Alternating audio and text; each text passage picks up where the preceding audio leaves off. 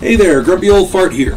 Due to YouTube's changing quote-unquote community standards, I created a channel called Grumpy Old Fart over on Rumble, a free speech alternative to YouTube. You can see all of my stuff over there, including my political and social commentary, as well as my current events videos. The links to my YouTube and Rumble channels, as well as links to let you order my books, are in the description of this video.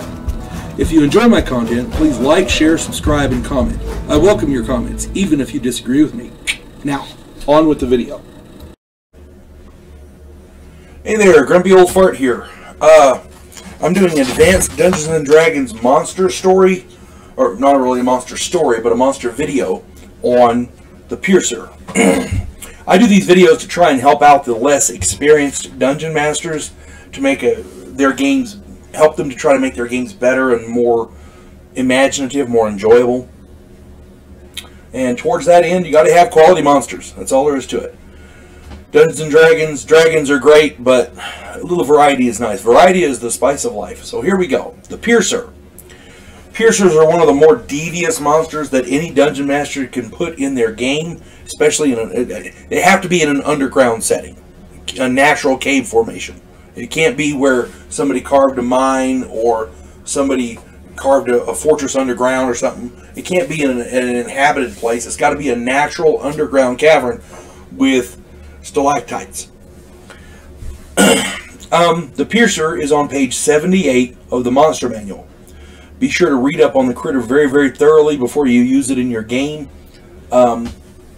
Knowing about it will help you make the game better. the encounter better. The Piercer hides among stalactites in the roof of a cave. They are indistinguishable from them. When a living creature passes below it, the Piercer just lets go and drops on it. It has a 95% chance for surprise and can do considerable damage. You might think that a group of player characters won't have too much trouble killing a single Piercer, and you would be right. But here's the rub. Piercers travel in groups of 3 to 18. A group of 6 player characters can be outnumbered as much as 3 to 1. Regardless, Piercers are great to use against those overconfident or stupid players that insist on splitting the party. Excuse me. I drank coffee. I got a tickle in my throat for some reason. Anyway, people, when a party decides, oh, half you go this way and half you go that way, that's where the Piercer really shines. 2 or 3 player characters become happy meals to these Piercers. The smaller the group, the better. The largest Piercers weigh in at 500 pounds. So dislodging one from a fellow player character will be exceedingly difficult at best.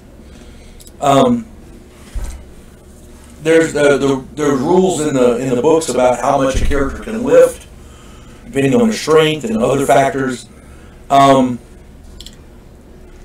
The issue that we have there is once a Piercer is inside somebody's body, they're trying to eat them at the same time. So, all in all, Piercers can give any size group some serious problems.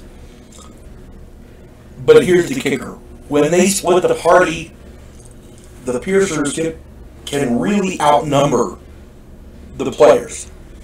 So, I think that's where they shine. That's how I have found that they work best.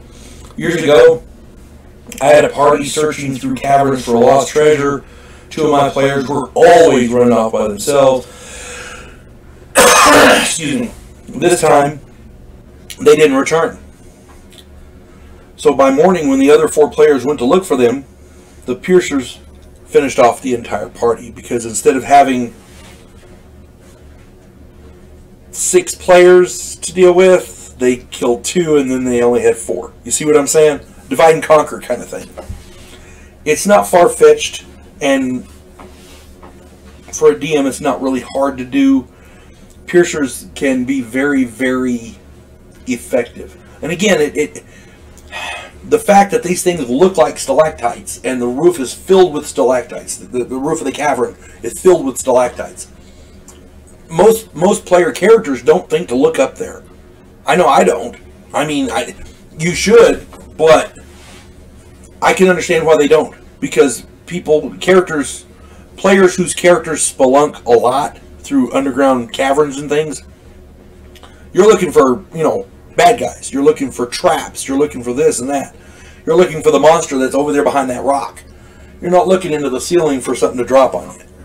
You see what I'm saying? It makes for an interesting campaign. An interesting encounter. Anyway, I hope this finds everybody well, and I hope these, and again, I'm not saying you have to do it this way. I'm saying I've played for a long time. In my games, I have my player characters are challenged, and they have a lot of fun fighting these critters, and this is what works in my game. If you find a better way, hey, use it. I'm not saying you have to do it my way. I'm just saying. Hope this finds everybody well. You folks have a good day. God bless one and all.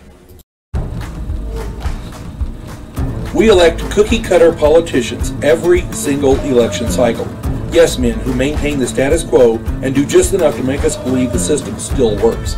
Imagine, if you will, a president who actually tries to fix things. If you like action, political intrigue, and a righteous crusade, check out my political thriller, The Righteous President.